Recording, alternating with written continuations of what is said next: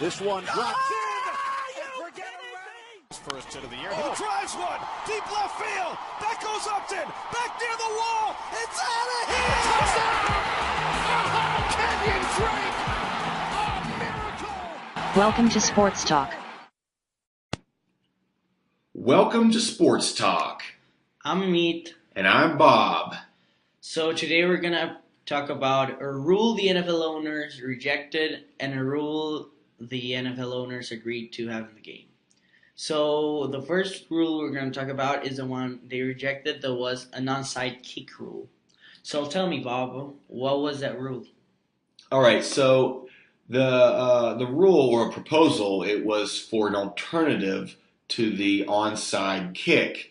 Now, this is what it would be. It would be once a game in the fourth quarter, a team is able to, instead of like after scoring a touchdown and then trying to do an onside kick, a team could do a 4th and 15 from its own 35, and go and do that once in the fourth quarter.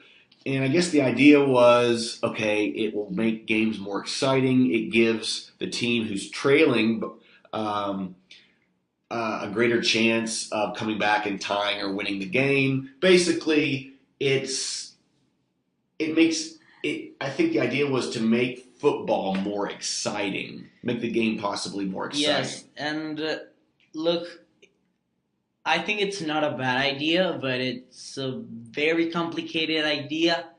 And the onside kick is like one in a season thing. Like, it's really hard to make it. And I think that's good about it because it's kind of unfair to me that you give the other team a very high chance. I mean, not a very high chance, but a higher chance to win the game when you're basically playing better, or you've been more lucky, so you've scored more points. So I mean, yeah, it's like an onside kick. Yeah. They're rarely successful, but when they are, yes. It's cool. And oh man, now it's getting Exactly. it's getting close. Yeah, But if you can imagine the Patriots being down 14 and they score a touchdown, then they got the 4th and 15 at their own 35. Yeah. Where it's exciting, but it's not really unexpected if Tom Brady completes it. We're like, well, he's one of the greatest quarterbacks, and so Yes, it's not good for I think there's fans, neither teams. I think some fans would like it. Yeah, it makes for a more exciting fourth quarter. But I think other fans would feel like it's cheating the team that's win. It's like, I don't know if it's like not as motivating. Yeah. It's like, oh, this team's trailing. We'll give them some help. So to the team that's ahead, they're like, well, what are we? Now we're ahead, but then now all of a sudden this new rule. Now we're behind a touchdown, and I don't know. I think it's too radical for the NFL. Yes, you're right. And it will be a very big change, like from one to another season. And again, I think not everybody's gonna be happy with it. I mean, some people's gonna be happy, but other people won't be happy. And the NFL don't want any trouble or controversy, so they prefer just rejecting it and not having any problems. Yeah, I think they made a smart move. Yeah. Now, let's talk about the other rule. Owners make pass interference non-calls reviewable. So I really, really like this one because now football is going to be a more fair sport. You know who also likes it? Saints fans. Yeah. The Saints like it. Now, they're probably like, okay, but a little too late, but at least... Yes, you're not going to suffer that again. Now, I guess the person who is the contrarian would say yes, but then when you make things reviewable, it takes away from... The rotations were 31 and only one guy didn't agree to do that, but I don't agree. But it takes away from the speed of the game, or it puts a pause in the excitement while these referees are looking into the little, I don't know, the covered screens, and so I think that's, but that's, I don't know if that's a legitimate claim, but I think most people are happy because they, a lot of people saw the Saints game and they were like, a lot of people wasn't rooting for the Saints. They just want to have a fun game, but they got mad with the referees because that was a very bad call. The Saints got robbed, and it's one thing if it's a regular season game, but I mean in the playoffs, and it's gotta be tough. I know that there was a lot of blame after the game, like whose fault is it? The referees, or some people probably blamed the NFL for the rule, or so the NFL is open to change. Yes. Just not as drastic as, if the NFL wants to modify the onside kick, maybe they could go about, instead of offering an alternative, modify it. Maybe make the opposing team put them back 20 yards or 10. This was necessary. Yeah. But fans were getting crazy because that rule wasn't implemented, but it was, and it is implemented in the CFL, in the Canadian Football League, and in college football.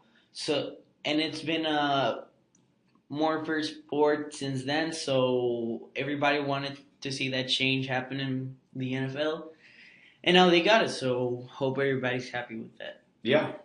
Now switching before we leave, I want to talk briefly, or just kind of review right now. Switching to the NBA, so we're not into the playoffs yet, but we're getting there. And of course, it's always interesting and exciting to see when teams are fighting for those last playoff berths. Yes. It almost becomes like it's almost like playoff competitive. Yeah. Okay, so it's interesting. It's basically like playoffs, because if you don't win there, you go home. So. Yeah. I mean, if you look at, so you have at number 6 in the East, you have the Pistons, 38-37, the Nets, 38-38, the Heat, 37-38, and then, and if you ended there, that would be it. But then you have the Magic at number 9 with 37-39. So it's going to be interesting to see who gets cut from the last couple spots. Yeah. And also, what the final order will be from 6 to 8. I will watch all those games because they're they're 6 games away from the Celtics, but other than that, the other teams trying to get to the 6th position to fight against the Celtics are 1 or 2 or 1.5 games away from it. So it's gonna be fun to watch. Yeah, and even if a team makes the 8th position, they still are, if they know that they're going to make number 8, they would prefer to be 7 or 6. Nobody wants to play the number 1 or number 2. Exactly. And it's interesting when, towards the end, when there's 2 or 3 teams competing for that last spot, or when they play each other, then it's really competitive, because you're not only would if my team wins, not only do I win, but our rivals lose a game. And so it's very those teams are gonna play with everything, so they will be fun games. Yeah, and then in the Western Conference, starting at number 5, you have the Jazz 45-30, 6 the LA Clippers 45-31, 7 the Thunder 44-31, and then you have the Spurs, my Spurs, at 44-32. So the Spurs can still make it because they're 1 game away from the 6th place. Yeah. So now, of course, it also have a chance right now. Yeah, but it also factors into for instance, if teams have an identical record in a conference, they determine what place they're in by when they played each other, who won and lost. Exactly. Let's say, so for instance, if the Spurs and the Jazz had the same record, but the Spurs beat the Jazz 3-2, so that's always interesting as well. Yeah. All right. So that's it for the show. We hope you enjoyed it. Yes. And we're gonna have a new episode soon, and it's a secret. Yeah, it's a secret. You're gonna have to wait eagerly in anticipation. Yes. All right. Bye, everybody.